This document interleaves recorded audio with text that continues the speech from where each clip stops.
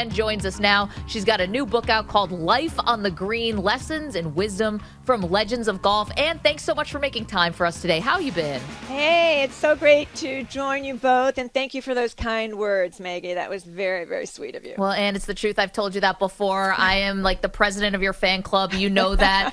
We'll get to the book because it is fantastic. You put clearly a ton of work into this, all the great interviews that you've done in your career. But we got to start with the PGA with Rory. You know, not to get too gossipy about this, but it's been a heck of a week for Rory. He's coming off of a win. We know that the major drought is always going to be right in the looming over the shadow, over the shoulder of Rory McIlroy. Then we also get the news on Tuesday that he's filed for divorce. I mean, a lot going on in Rory's world.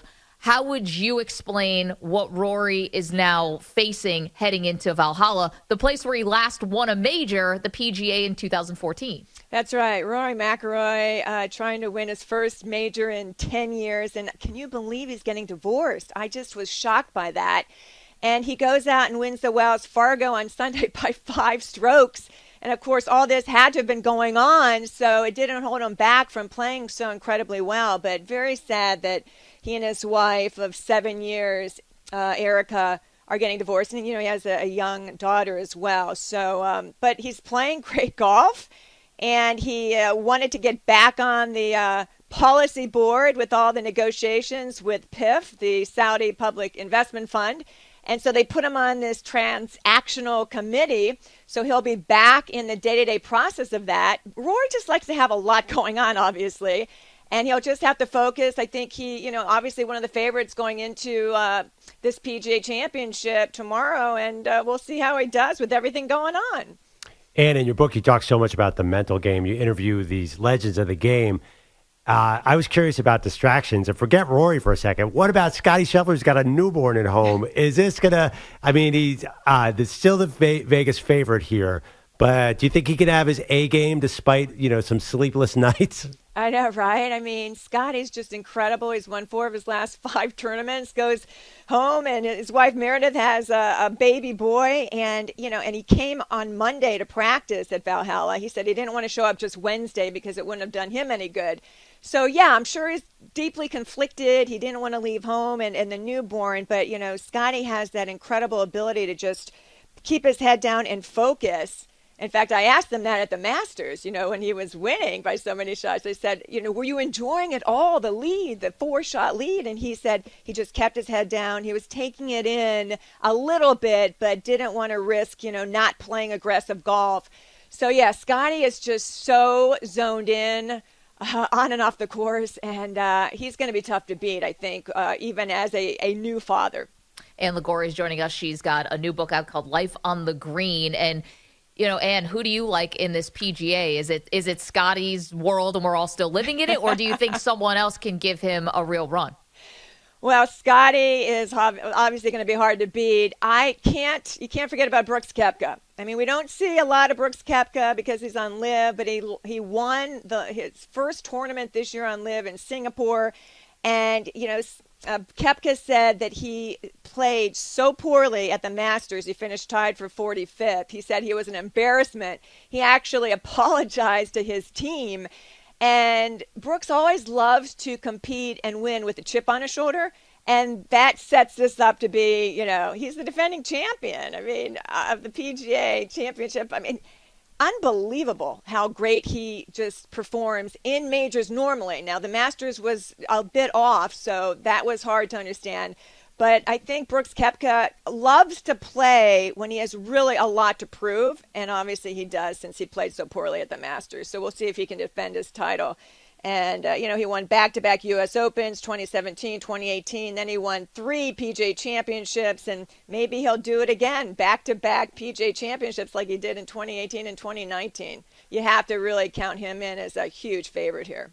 It's obligatory. We have to ask, how do you think Tiger is going to look this week? Tees off 8 o'clock tomorrow morning. We're still all watching. Does he have a chance to be competitive here?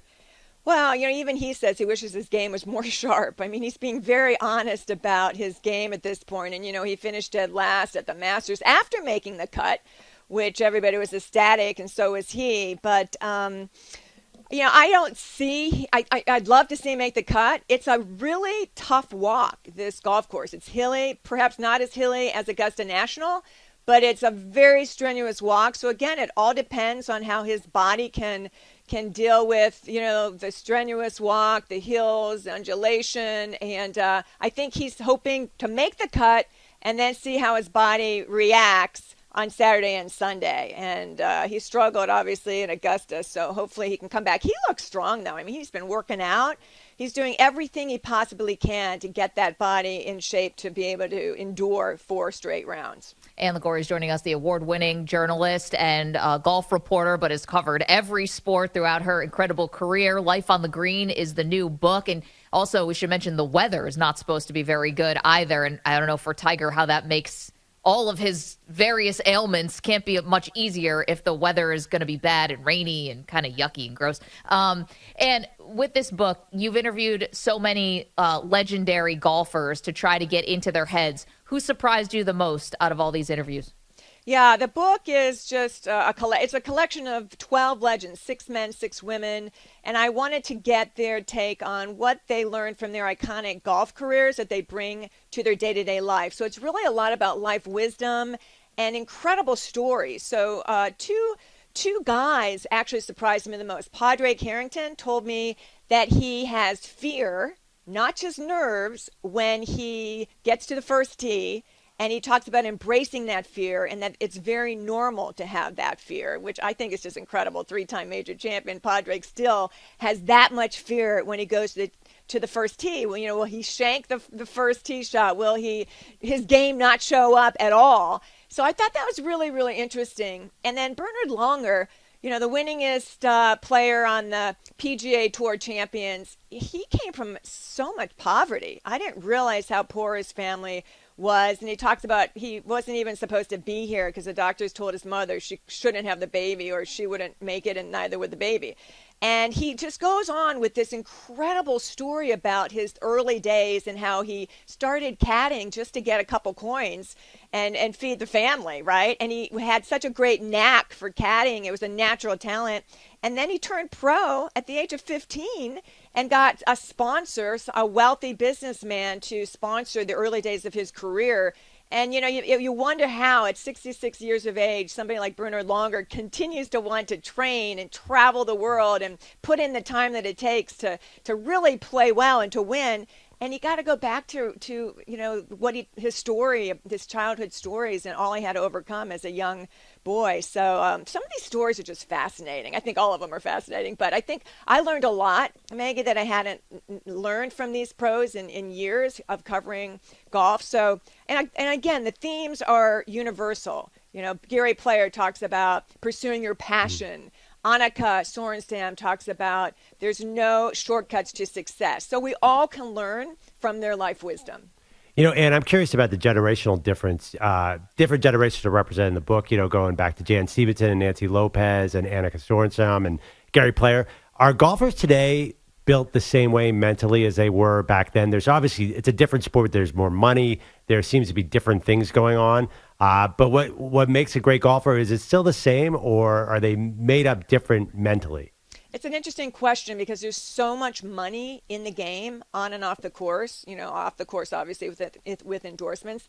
These players, the guy players, are making so much money. You have to wonder if the hunger is there, right? I mean, I think the players of yesteryear were more about legacy and collecting titles. And sure, they made a great, great living, don't get me wrong. But the players today are making so much money that even if they don't do well in a tournament, they're living large, right? So I think you have to, I hate to question hunger with some of these stars, but I think that's a real factor with the money in the game these days. Well, and Ann, I mean, the live money that came in was just eye-popping. And it's, hundreds of millions of dollars. And I think people were a little surprised by John Rahm's comments yesterday, and I'm sure you saw them, obviously, which is, he took the live money, and he's playing on the LIV Tour. He's technically suspended from the PGA, but can play in the majors, and said, I still have a love for the PGA, and said, I still support the PGA. I mean, how awkward is this getting with the gray area now between LIV, the PGA, and all the Saudi money that's come into golf?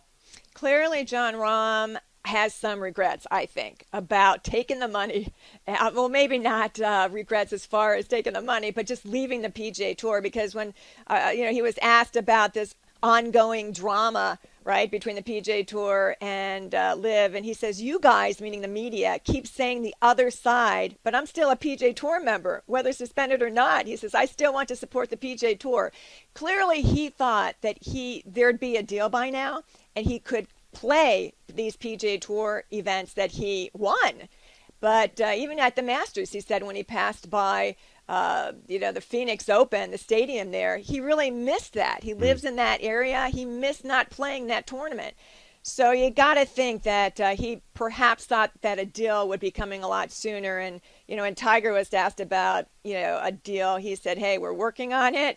It changes day to day. There's lots of work ahead. But I think a big sign in all of this, Maggie and Andrew, is Jimmy Dunn, the architect of that June 6th framework agreement. He resigned from the board. And that was shocking to me. But he said his role is superfluous. He said the negotiations are going at such a slow pace. He said the players now outnumber the independent directors. The players hold a majority on this policy board. And there's really no meaningful progress being made. So if Jimmy Dunn is saying that, I think, we get a great idea of what isn't happening. And Phil Mickelson sort of hinted or threatened that maybe someday Liv would pull its golfers out of the majors, or that the Liv golfers wouldn't be in the majors. Do you see it ever going that badly? Well, let them do that, right? The players live for the majors, right? The majors are what they really want to win.